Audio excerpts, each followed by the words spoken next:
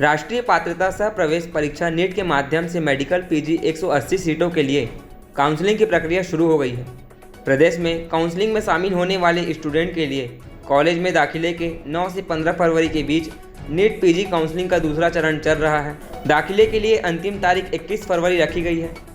इसके बाद माप अप राउंड की शुरुआत होगी, जिसके लिए 25 से 28 फरवरी तक की तारीख रखी गई है।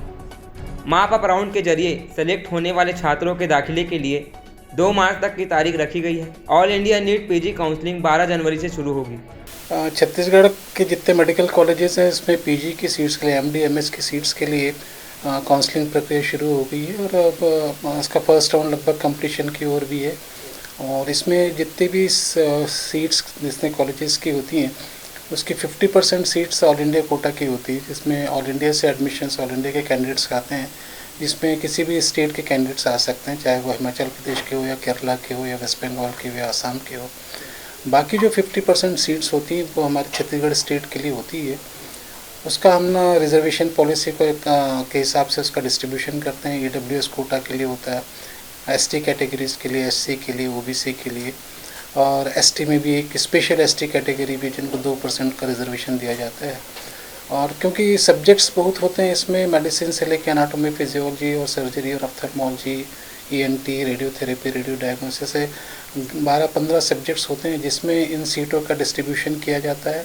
उसमें कोशिश की जाती है कि सभी रिजर्वेशन कैटेगरीज़ के लोगों को बाकायदा उनके रिजर्वेशन के हिसाब से, प्रतिशत के हिसाब से सीट्स का डिस्ट्रीब्यूशन हो। फर्स्ट राउंड इसमें लगभग कंप्लीशन की ओर है। उसके बाद हम सेकेंड राउंड करेंगे, कुछ सीटें जो बच जाएंगी उसमें, और उसके बाद एक मॉप अप राउंड भी होगा, जिसमें कोशिश की हमारे यहाँ की सभी सीटें में कैंडिडेट्स आ जाएं।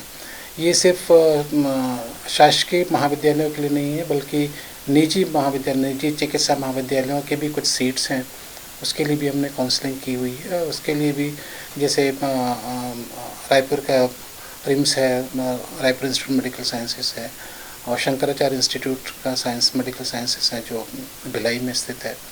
इनके भी कुछ पीजी सीट्स हैं, वहाँ के लिए भी हमारी काउंसलिंग प्रोसेस चल रही है। काउंसलिंग मैनुअल काउंसलिंग नहीं है, ये ऑनलाइन काउंसलिंग होती है। इसलिए कितने कैंडिडेट्स आ रहे हैं, कहाँ से है, ये इसमें यही है कि रायपुर छत्तीसगढ़ के मेडिकल कॉलेजेस के पढ़े हुए छात्रों को ही हम इसमें लेते हैं।